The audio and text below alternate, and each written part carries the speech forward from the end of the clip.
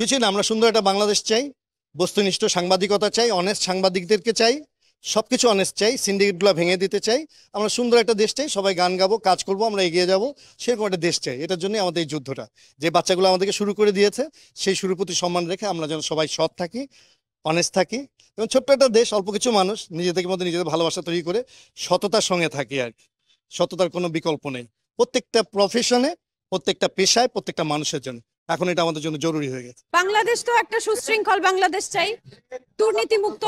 আর যেহেতু আমরা শিল্পী, অবশ্যই সিন্ডিকেট মুক্ত একটা শিল্পীদের কাজের জায়গা চাই, যেখানে কোনো সিন্ডিকেট থাকবে না। শিল্পীদের যোগ্যতার ভিত্তিতে সবাই কাজ পাবে, স্বাধীনভাবে কাজ করবে, কারো কাছে ধর্ণা দিতে হবে না।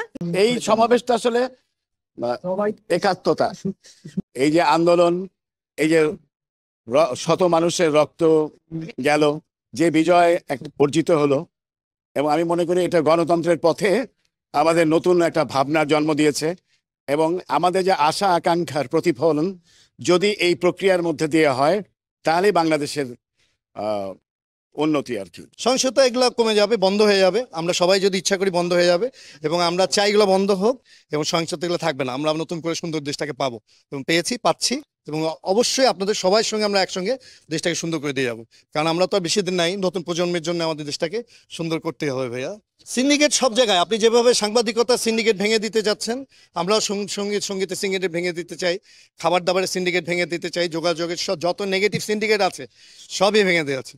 সঙ্গীত তো অবশ্যই সুন্দর দেখতে চাই, আপনারাও সাংবাদিকরা একদম সত্যিকারের সঙ্গীত যারা করে তাদেরকে নিয়ে একটু মাতবেন।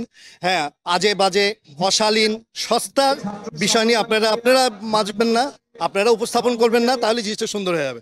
সঙ্গীতের এবং সংস্কৃতির একটা বড় জায়গা ধারণ করছেন আপনারা সাংবাদিকরা।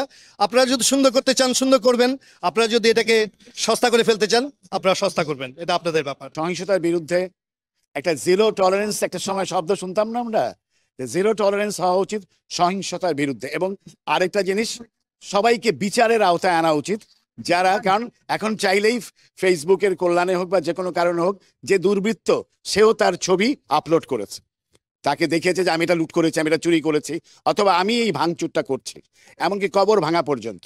তাদের সবাইকে বিচারের আওতায় আনা উচিত। বাংলাদেশের যে 4 স্তম্ভ যা দিয়ে বাংলাদেশ স্বাধীন হয়েছিল, এই 4 স্তম্ভের আমি প্রতিফলন দেখতে চাই আগামী বাংলাদেশে, এবং একটা গণতান্ত্রিক বাংলাদেশ দেখতে চাই, সুখী সমৃদ্ধ বাংলাদেশ দেখতে চাই।